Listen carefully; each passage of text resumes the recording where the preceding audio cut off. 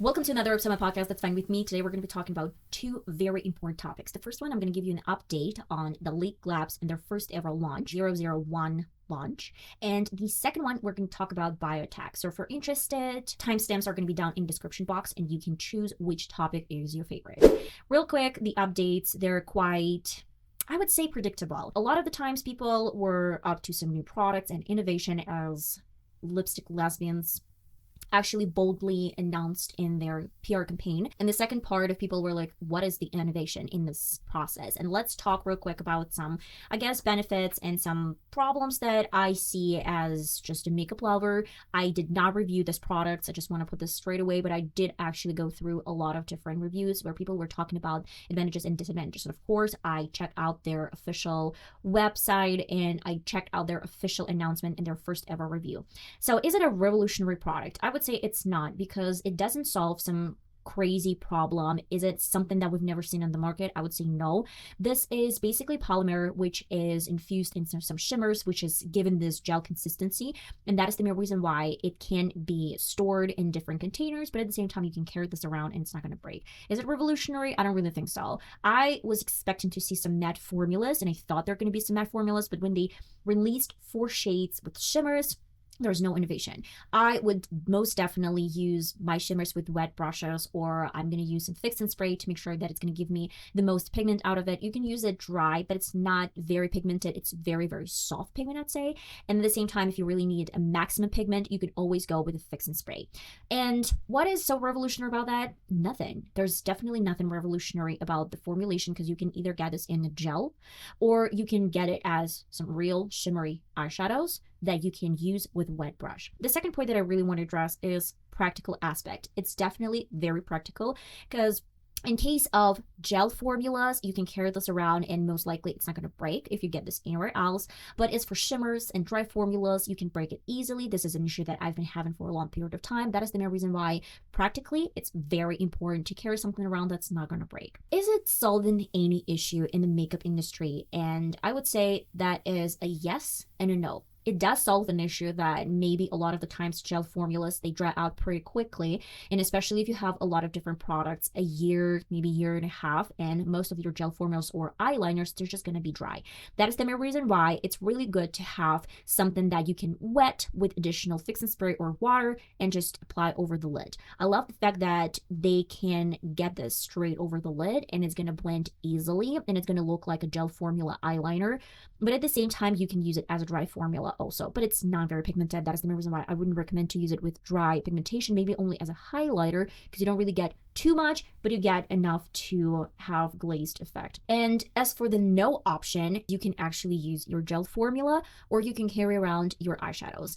It's vice versa. I mean, like, if you don't travel that much, if you don't travel to some other places, I mean, is it an issue to grab a small pack of your eyeshadows? I don't really think so, because if we're gonna see this from a perspective of some mattes, you still have to carry around some powders and foundation and maybe some other products with you. That is the main reason why additional eyeshadows, it's not going to be a problem, or additional eyeliner shimmers, it's not going to be a problem to carry around.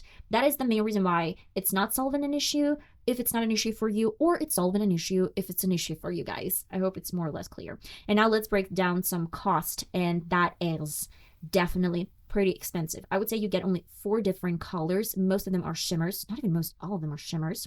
And the fact that you're paying $34 for 4 shades, and I'm going to give you real quick some info and it's going to be listed on the screen. You get 0.6 grams for silver and copper eyeshadows. It's roughly 0.020 Oz. Then 1.1 grams, it's the metal color. It's a little like more gold shade. It's 0.040 Oz. And the least of you can get is 0.4 grams of pink eyeshadows, and it's 0.015 Oz, which makes it a little bit uneven, like $11 for each product, which is quite expensive. For $11, and you can get very good shimmers, and you can get an eyeliner that you are not going to be regretting if it dries out in a year or maybe 2 years. That is the main reason why I would say that is quite expensive.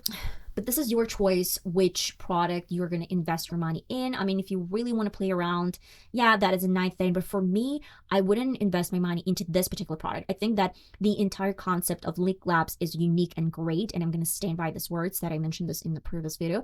But as the first Leak launch, I would say that is a miss for me because, I mean, have great shimmers and it's just not going to cost me a lot of money to go and wet my brush with water and apply. So it's going to look like a beautiful eyeliner or some very gel formula eyeshadows. That is the main reason why that is enough for me. And when I travel, I still get a lot of powdery products around.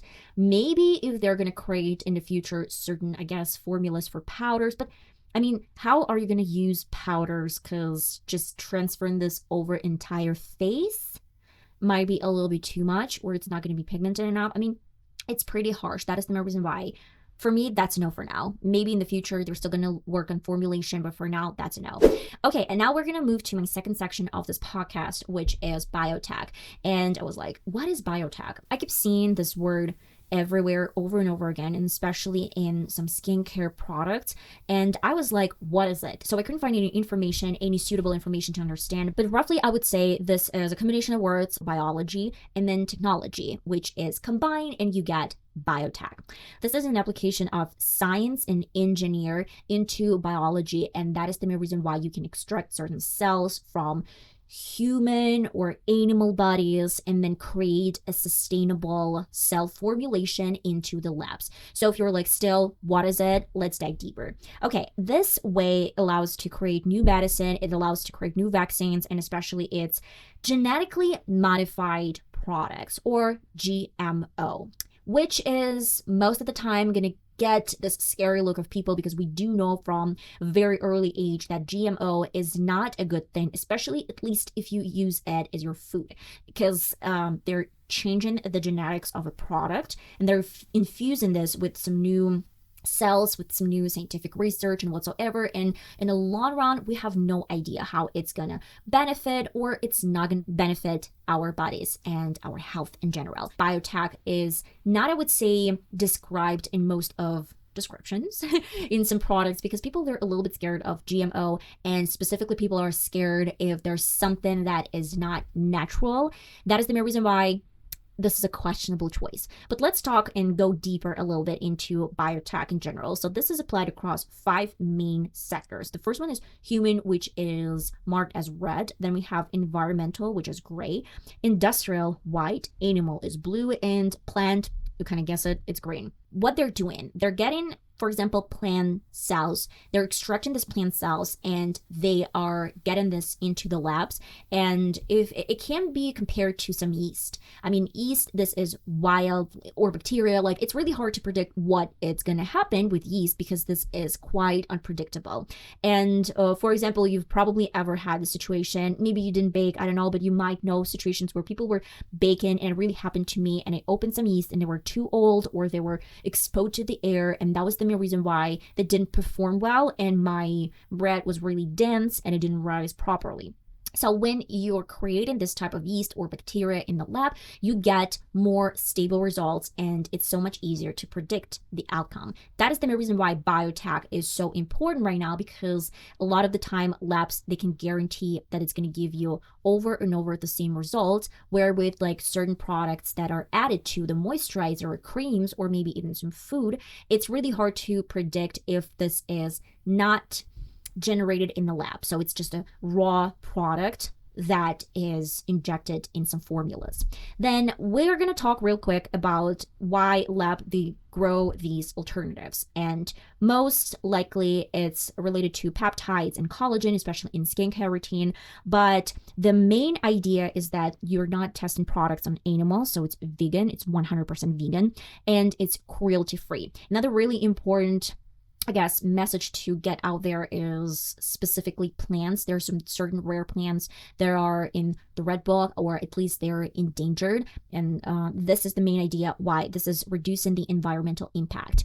Scientists, they don't really need these plants anymore because they have certain cells of this product or this plant, and they know how to grow it, and they can do this artificially. So basically this is an artificial way to grow cells or to duplicate and create the same cells as certain plants or animals have, or maybe I don't know, like any other things, humans, and so on and so forth. What I really want to specify is that moisturizers and creams, they do not actually reverse the aging. And when you see that Charlotte Tilbury, she is announcing her new magic cream formula being reformulated, and then she is basically leaning very heavily into this biotech specifics. So she switched certain ingredients in the old formulas into some new formulas. And in their commercial, they're mentioning that they extracted certain, I guess, cells from a plant, which is regenerating and helping with age and whatever. So what they did, they reformulated this in the lab. They made it look like it's like cruelty free, it's vegan, whatever. And then they kind of show this as a biotech product, if I'm not mistaken. I need to check this out, but if I'm mistaken, they did use some biotech in formulation. And of course, I guess moisturizers and creams, they do have this very important aspect for keeping the moisture in your skin, especially if you need this, especially during some winter bites where the frost is very aggressive, as well as winds are really aggressive. That is the main reason why it's creating some certain barrier. You can actually create SPF with the help of biotech, which is impressive. And if you're looking for a great moisturizer, you have to know what is the benefit of this moisturizer. How is it going to affect your skin, and what do you really need? So for example, to stimulate your collagen boost, you need retinols, and hyaluronic acid is mainly for hydration, as well as antioxidants. They help with stimulating your skin cells. What I think is important and worth mentioning is that most of the time creams, they do actually help with a skin barrier and the surface to keep and lock the moisture. But most of the time, if you really need some deep penetration, it's most of the time is going to be only with the help of some microneedling or LED lamps, or just like some sort of like red light masks. That is the main reason why I'm not really sure if it's gonna reverse aging, because none of the products and none of the moisturizers is just like aim to reverse aging, even if they're doing this PR marketing. Most of the time, what it's going to do is to probably make sure that your wrinkles, they're not so obvious, and they're kind of forming this skin barrier on top to make sure that it's not as exposed as it used to be to the environment. I would say that GMO is quite scary, especially when you try to find out certain information and there's not so much information. No one is talking over YouTube, no one is talking over TikTok about that. You can find a couple of videos, but still they're not focusing on like what is actually the engineering and science behind this biology that is created. And vaccines, a lot of the time people are scared of the vaccines because they're not always super effective and they have some side effects, and that is the main reason why it's still biotech technology, like, or biotech. But I mean, there's still not enough data, and it's still not enough information how it's gonna affect your skin, your body, your health in the long run. That is the main reason why I would say when you see the word biotech on top of your cream or moisturizer, it just what it means that mainly all the ingredients were sourced in the lab. And that is how this product was formulated and created. Maybe it's not all the products, but certain products are definitely created in the lab. And do you remember we actually talked about PDRN? And PDRN is actually a salmon sperm, but it's interesting to mention that PDRN is not always salmon sperm. Sometimes it can be plant-based.